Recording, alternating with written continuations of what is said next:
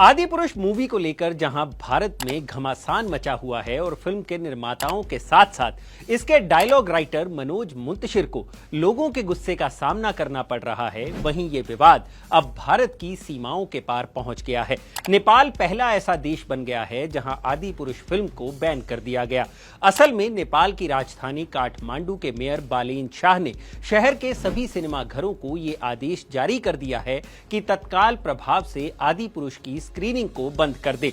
लेकिन नेपाल के मेयर को इतना गुस्सा आया क्यों?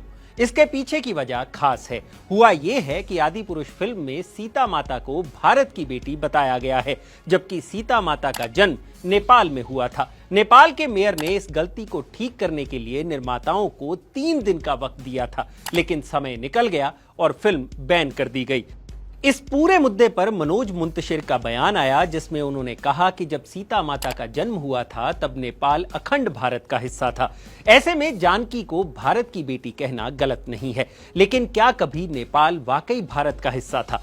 क्या है नेपाल भारत के रिश्तों की पूरी कहानी? क्या आपको पता है कि 1947 के बाद भी नेपाल भारत का हिस्सा हो सकता था, लेकिन तब के प्रधानमंत्री जवाहरलाल नेहरू ने ऐसा करने से मना कर दिया था। और सीता माता जिस जनकपुर में पैदा हुई उसकी कहानी क्या है? साथ ही बात होगी नेपाल में चल रही इस फिल्म की कंट्रोवर्सी पर। नमस्कार, मैं हूं भूपेंद्र सोनी और आप देख रहे हैं अनकट।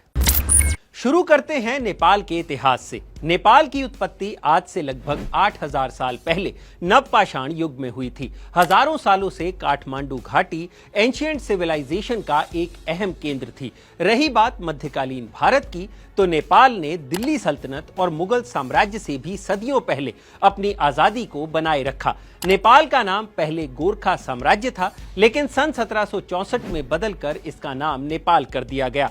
यही नहीं, एक तरफ जहां अंग्रेजों द्वारा भारत की गुलामी की पटकथा 17वीं शताब्दी में ही लिखी जानी शुरू कर दी गई थी, वहीं नेपाल ने काफी वक्त तक खुद को अंग्रेजों के आधिपत्य से भी बचाए रखा। लेकिन 1816 में नेपाल ब्रिटिश राज के अधीन चला गया। असल में 1814 से 16 के बीच नेपाल के गोरखाओं और ईस्ट इंडिया कंपनी के बीच 2 साल तक एक भीषण युद्ध चला, जिसमें नेपाल की हार हुई। इस हार के बाद नेपाल के साथ सुगौली संधि हुई, जिसमें नेपाल को अपना 1/3 भूभाग ब्रिटिश हुकूमत को देना पड़ा था, जिसमें आज के सिक्किम, उत्तराखंड, हिमाचल प्रदेश और पश्चिम बंगाल शामिल थे। इस युद्ध के बाद नेपाल और भारत के बीच सीमा का विभाजन हुआ।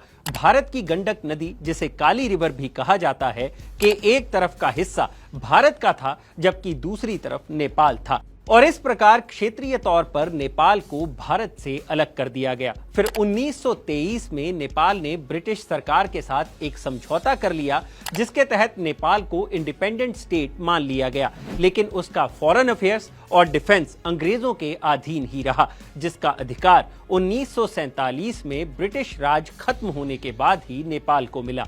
लेकिन क्या नेपाल वाकई भारत का हिस्सा था? इतिहास की बात करें तो बहुत से ऐसे जनपद रहे हैं जिनके विशाल साम्राज्य का पार्ट नेपाल रहा, जैसे कौशल महाजनपद, पांचाल महाजनपद, मल्ल महाजनपद और काशी महाजनपद आदि। ऐसे में यह कहना कि नेपाल कभी भारत का हिस्सा नहीं था, यह गलत होगा। हालांकि इतिहासकारों का कहना है कि कानूनन तौर पर नेपाल कभी भारत का हिस्सा नहीं था। अब आते हैं भारत की आजादी के बाद के वक्त में। बहुत कम लोगों को पता होगा कि नेपाल ने भारत में विलय करने का प्रस्ताव भी दिया था, लेकिन उस वक्त के प्रधानमंत्री पंडित जवाहरलाल नेहरू ने ऐसा करने से मना कर दिया था। भारत के पूर्व राष्ट्रपति प्रणब मुखर्जी ने अपनी ऑटोबायोग्राफी द प्रेसिडेंशियल ईयर्स में इस बात का खुलासा किया था। प्रणब मुखर्जी लिखते हैं कि नेपाल के राजा त्रिभुवन वीर विक्रम शाह ने नेहरू के सामने विलय का प्रस्ताव रखा था, लेकिन नेहरू ने काफी कूटनीतिक तरीके से उनसे निपटा। असल में नेपाल में राणा शासन की जगह राजशाही के बाद नेहरू ने लोकतंत्र को मजबूत करने में अहम भूमिका निभाई थी। और जब नेहरू को विलय का प्रस्ताव दिया गया तो उन्होंने ये कहते हुए इससे मना कर दिया कि नेपाल एक स्वतंत्र राष्ट्र है और उसे ऐसे ही रहना चाहिए। हालांकि कुछ इतिहासकारों का यह भी मानना है कि पंडित नेहरू ने ऐसा इसलिए किया ताकि दुनिया में उनकी छवि खराब ना हो। यानी अगर पंडित नेहरू चाहते तो नेपाल भारत का हिस्सा हो सकता था। अब वापस लौटते हैं फिल्म आदि पुरुष की कंट्रोवर्सी पर। इस कंट्रोवर्सी का सबसे अहम हिस्सा है सीता माता को भारत की बेटी बताना। तो इसके लिए हमें यह जानना होगा कि सीता माता आखिर कहां पैदा हुई थी। पौराणिक कथाओं के मुताबिक सीता माता का जन्म जनकपुर में हुआ था और यह जगह नेपाल का हिस्सा है। बिहार बॉर्डर से जनकपुर की दूरी सिर्फ 20 किलोमीटर है और बिहार के सीतामढ़ी से यह जगह सिर्फ 60 किलोमीटर की दूरी पर है। सीतामढ़ी वो जगह है जहां सीता माता धरती में समा गई थी। जनकपुरी के लोग भगवान राम को अपना जवाई मानते हैं और जब अयोध्या में राम मंदिर पर फैसला आया था तब यहां के लोगों ने काफी खुशियां मनाई थी। जनकपुर में भव्य जानकी मंदिर भी स्थित है जिसे 1910 में टीकमगढ़ की रानी ने बनवाया था। यही कारण है कि नेपाल इस बात से खफा है कि फिल्म में सीता माता को नेपाल की बेटी क्यों नहीं बताया गया। हालांकि नेपाल के सेंसर बोर्ड ने अपने यहां पहले से ही यह संवाद फिल्म से हटा दिया था, लेकिन उनका कहना है कि दुनिया में कहीं भी ये फिल्म दिखाई जाए तो सीता माता को नेपाल की ही बेटी बताया जाए या फिर इस लाइन को हटा दिया जाए। यही बात काठमांडू में फिल्म के बैन की वजह बनी। इससे पहले 2020 में भी ऐसा कुछ देखने को मिला था जब विदेश मंत्री एस जयशंकर ने महात्मा बुद्ध को भारत की शख्सियत बता दिया था, जबकि गौतम बुद्ध का जन्म भी नेपाल के लुम्बिनी में हुआ था, जिसके बाद नेपाल के प्रधानमंत्री केपी शर्मा ओली ने इस बयान पर कड़ी आपत्ति जताई थी। खैर, नेपाल भारत के बीच काला पानी विवाद भी काफी पुराना है। हाल ही में नए संसद भवन में अखंड भारत के नक्शे पर भी नेपाल ने नाराजगी जताई थी। यानी कुल मिलाकर एक तरफ जहां भारत और नेपाल आपस में भाई भाई की तरह रहते हैं, वहीं दूसरी तरफ दो भाइयों की तरह आपस में झगड़ते भी रहते हैं। लेकिन इस झगड़े के बीच अब आदि पुरुष की कंट्रोवर्सी का तड़का लग गया है।